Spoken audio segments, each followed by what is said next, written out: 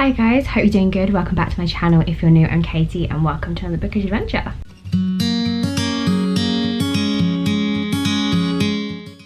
So last week, or the week before, I think it was the week before, I did a video kind of going over some new releases that I'm looking forward to, books that have caught my eye. Now, full disclosure, I did that back in November, so a while ago. I was test running the Get Ready With Me and just never got a chance. December was a little bit hectic and I never got a chance to edit, so that's why it appeared when it did. I wanted to actually do another one, a proper one, going through some books that are coming out this year. I got no train of thought. Okay, sorry, I'm really tired. Give me a minute. I'm back. I've been fed. I'm in a good mood. I got tea. My brain, I think, is a little bit more with it now. I'm gonna try, sorry. Okay, so as I was trying to say, I wanted to do another proper one this year, going through some new books that I've seen so far, books that caught my eye. I don't have any sleeves on. I genuinely can't be bothered to get up. I'm literally not in the headspace to film this, so it's just happening how it is. So for once, I have prepped a video. Please be proud of me, please, because this never happens. Normally I just sort of wing it and go for it. I should not have let you sit on my radiator because the cup is burning hot. So please bear with me. I do have my laptop with me, so I will be looking down for a lot of this. Oh, tea and a laptop. You know what?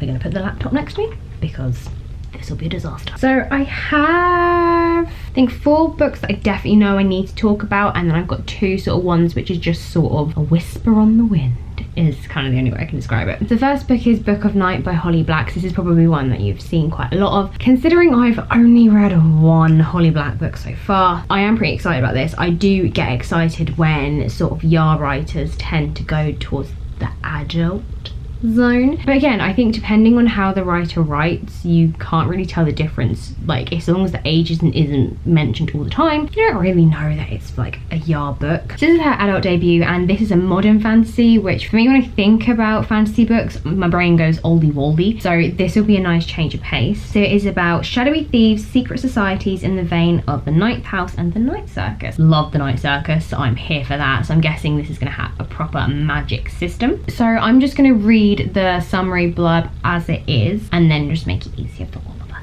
So once again, I apologise because I'm looking down a lot, my eyes twitching. This is going terribly for me. In Charlie Hall's world, shadows can be altered for entertainment and for cosmetic preferences, but also to increase the power and influence. You can alter someone's feelings and memories, but manipulating shadows has a cost, with the potential to take hours or days from your life. Your shadow holds all the parts of you that you want to keep hidden, a second self, standing just to your left, walking behind you into lit rooms, and sometimes it has a life of its own. Charlie is a low-level con artist, working as a bartender while trying to distance herself from the powerful and dangerous underworld of shadow trading. But when a terrible figure from her past returns, Charlie's present life is thrown into chaos, and her future seems at best unclear and at worst non-existent. Determined to survive, Charlie throws herself into a maelstrom of secrets and murder, setting her against a cast of doppelgangers, mercurial billionaires, shadow thieves, and her own sister, all desperate to control the magic of the shadows. This sounds so fun. It sounds really different. I stupidly did not read Six of Crows because I just didn't think it would be my sort of bag. I have now realised it is so my sort of bag. So all of this sounds fun. I love this magic system that she has created. I like this idea of being able to change yourself, and obviously magic having a cost. I might try and read this one sooner rather than later. From what I can see so far, it is standalone, but I know she is one to do standalones, but this could be a series, who knows. I will say though, whilst looking at just in general, just having a quick look at the reviews, one review I did see had a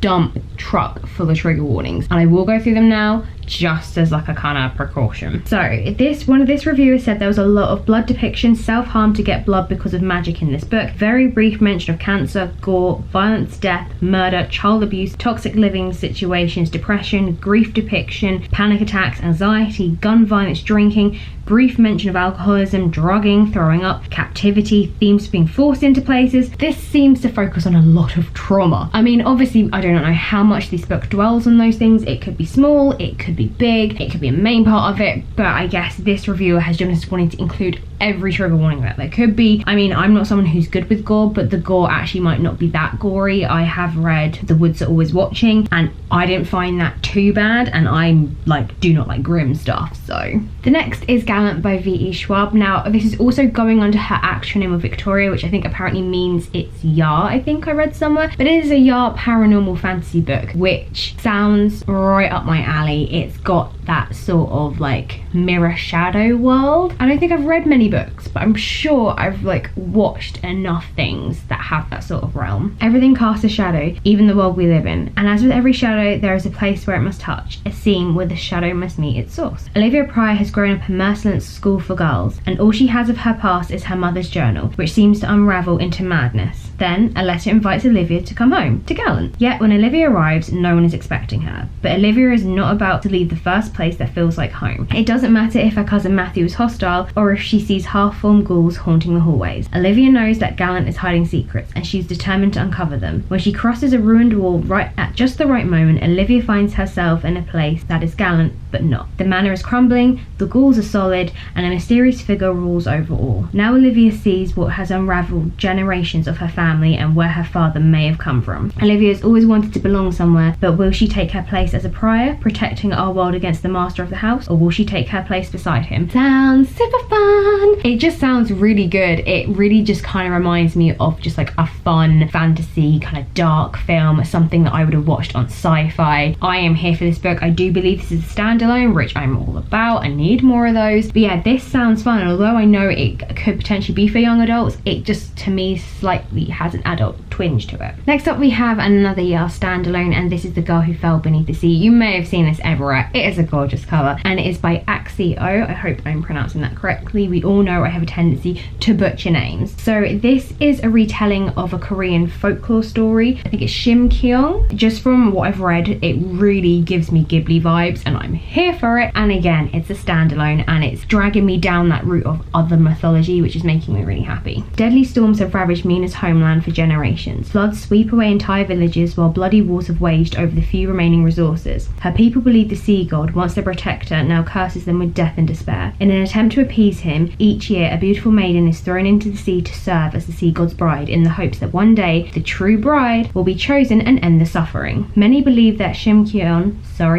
the most beautiful girl in the village and the beloved of Mina's older brother June, two O's, I'm gonna say John, sorry, may be the legendary true bride. But on the night that she is to be sacrificed, John follows her out to sea, even knowing that interfering is the death sentence. To save her brother, Mina throws herself into the water instead. Swept away to the spirit realm, a magical city of lesser gods and mythical beasts, Mina seeks out the sea god, only to find him caught in an enchanted sleep. With the help of a mysterious young man named Shin, as well as a motley crew of demons, gods and spirits, Mina sets to wake the sea god and bring an end to their killer storms once and for all. But she doesn't have much time. A human cannot live long in the land of the spirits, and there are those who would do anything to keep the sea god from waking. How good does this sound? Oh my god, it just sounds amazing. I am really hyped for this. I am just really hoping for, oh that's hot, I am really hoping for some serious, just descripted amazingness. And to be honest, when I was reading just this anyway, I was thinking, oh this sounds really good. I really like the idea of this, that, you know, she's gonna sacrifice herself, she's gonna end up in like this magical kingdom, which again, the Ghibli vibes. But then when it's like the whole motley crew of demons and gods, I was just like, oh, this is just getting better and better. Next up, we have Foul Lady Fortune by Chloe Gong. So everyone probably knows this author of Our Violent Delights, and yes, I still haven't read that either. Oh god, I think I might just put my hair on my tea. So this is a duology following an ill-matched pair of spies posing as a married couple to investigate a series of brutal murders in the 1930s in Shanghai. So this is a spin-off from the other book and has a character who I believe features in that series. I don't know how well known this character is or how prominent, because again, I haven't read that series yet, but I'm definitely going to.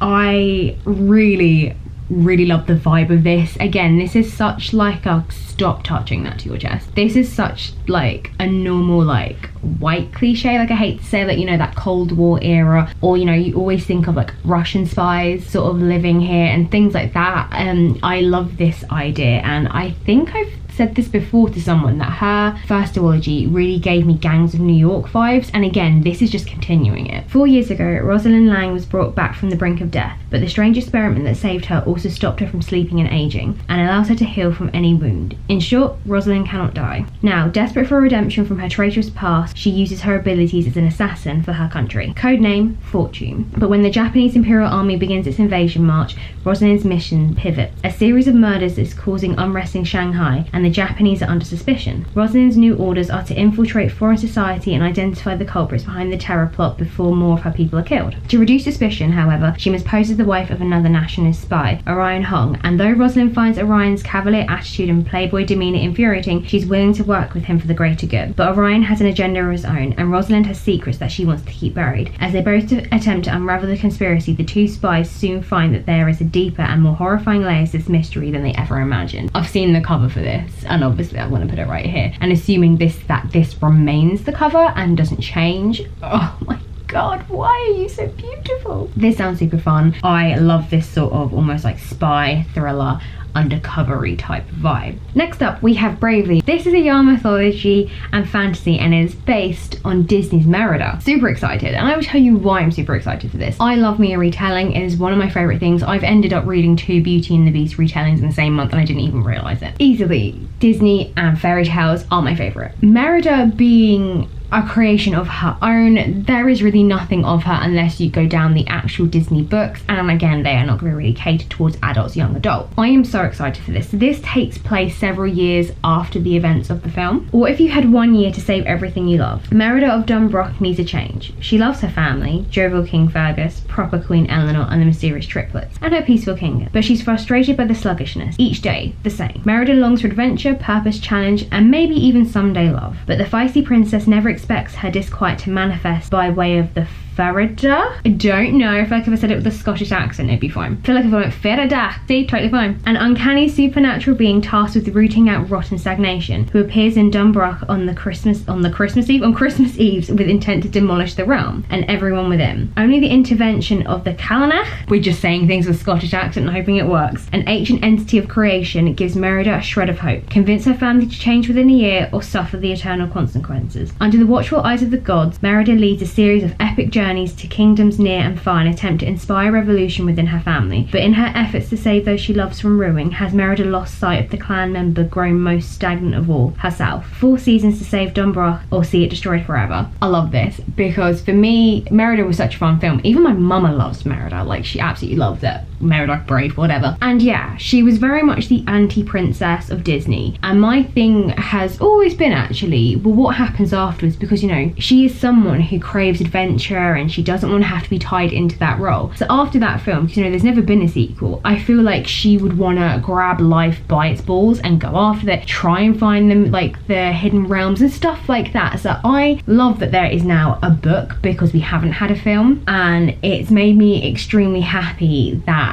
we're just getting something else from her, because she's not just gonna go, okay, so, you know, I turned my mom into a bear and I'm sorry and everything's fine and we now have this great relationship. She's just not suited to royal life and its boringness. So I am very excited for this. So I have 2 last books for you, and these are the ones that are just a whisper on the wind. I have very, very bare minimal information on this, but that bare minimal information has got me very excited. So first up, we have Tempest of the Sea by Hafsa Faisal. So this is a duology pitched as King Arthur meets Peaky Blinders with vampires. I mean, I was here at King Arthur. I was here at Peaky Blinders. I am done at vampires. The novel follows a gang of outcasts in a deadly heist led by Arthur Casimir to save her tea room, which fronts as an illegal blood house where local vampires can come and purchase fresh blood. So this is set to come out in the autumn of this year, and that is all I have. There is no cover. It is literally bare minimum, and after reading her other duology, I did really like it, and I'm excited to have her do something again. Hello, creaky flubbots. But I like this idea of, like, yeah, this tea room fronting as something else, and I am so here for this world of, yeah, King Arthur meets Peaky Blinders with vampires. And the final book I have for you is Untitled, and it is by S.A. Chakraborty, and this is a series. It is a historical fantasy pitched as Sinbad the Sailor meets Ocean's 11. I mean, what more could you want at this point in life? Because Sinbad the Sailor to me is pretty much Ocean's 11, but whatever. An infamous retired pirate gets pulled back into the game when she's offered to right a wrong from her past and score a fabled treasure. But assembling her old crew and outwitting a ruthless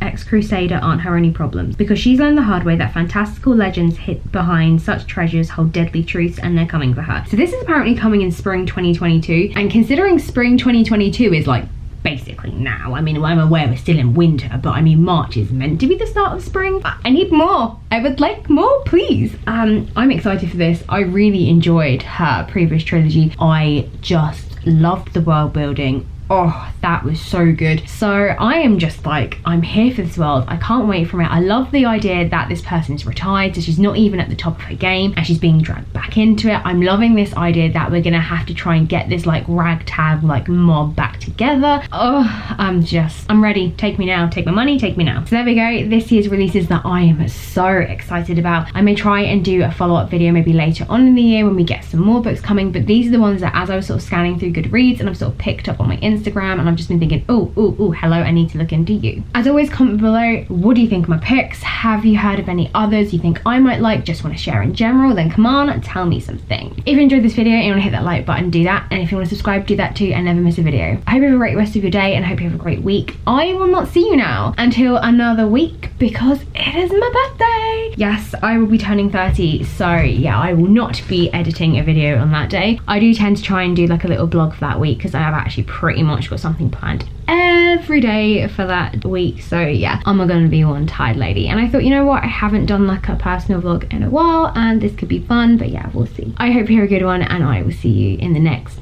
one.